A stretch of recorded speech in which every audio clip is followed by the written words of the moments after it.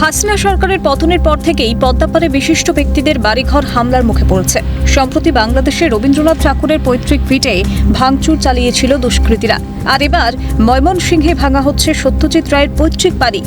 হরিকিশোর রায় রোডে এই পুরনো বাড়িটি বাংলাদেশ শিশু একাডেমির ভবন হিসেবে ব্যবহৃত হয়।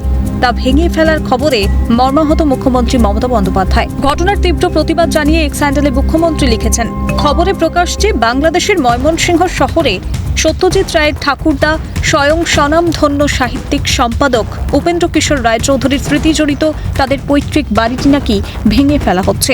এই সংবাদ অত্যন্ত দুঃখের। পাশাপাশি এই ইস্যুতে ভারতের সরকারেরও দৃষ্টি আকর্ষণ করেছেন রাজ্যের প্রশাসনিক প্রধান।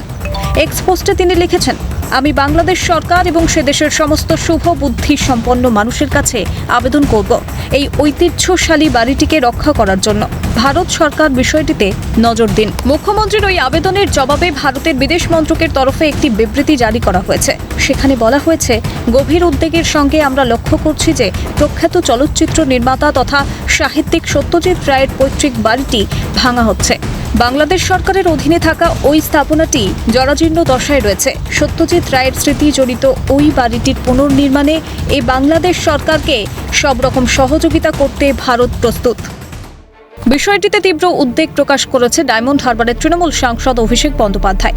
এক্স হ্যান্ডেলে তিনি লিখেছেন, বাংলাদেশ কর্তৃপক্ষের তরফে অস্কারজয়ী চলচ্চিত্র নির্মাতা সত্যজিৎ রায়ের পৈতৃক বাড়ি ভাঙার ঘটনায় আমি গভীরভাবে মর্মাহত। এই ইস্যুতে পদ্ম শিবিরের তরফে জোরালো প্রতিবাদ জানানো হয়েছে। বিজেপির IT cell incharge Amit Malviya X পোস্টে লিখেছেন, বাঙালি ঐতিহ্যের উপর আরও একটি আঘাত। বাংলাদেশে ভেঙে ফেলা হলো সত্যজিৎ রায়ের পৈতৃক বাড়ি। এটা একটা পুরনো কাঠামোকে ভেঙে ফেলা নয়, ইতিহাসকে মুছে ফেলার চেষ্টা এটি। সত্যজিৎ রায়ের স্মৃতি বিজড়িত এই বাড়িটি ভাঙা থেকে বিরত থাকার জন্য বাংলাদেশ সরকারকে আবেদন জানালেন এপার বাংলার বুদ্ধিজীবীরাও। একজন সাধারণ নাগরিক হিসেবে, সাধারণ একজন সাহিত্যের কর্মী হিসেবে, লেখক হিসেবে আমিও আবেদন করব বাংলাদেশের কাছে যে এটা করবেন না, এটা করা যায় না, এটা করতে নেই। এই কথাটুকু এখন বলার খুব প্রয়োজন আছে।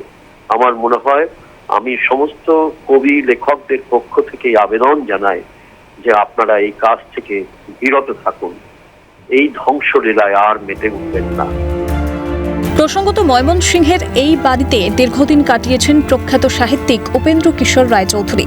সেই স্মৃতি বিজড়িত বাড়িটিই ভেঙে ফেলা হচ্ছে।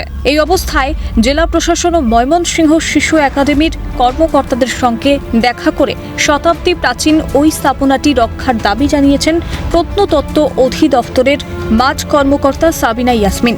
সত্যজিৎ রায়ের স্মৃতি জড়িত বাড়িটি ভাঙার বিষয়ে ভারতের এই কড়া অবস্থানের প্রেক্ষিতে বাংলাদেশ সরকার কী পদক্ষেপ নেয় সেটাই এখন দেখার। ক্যালকাটা নিউজ।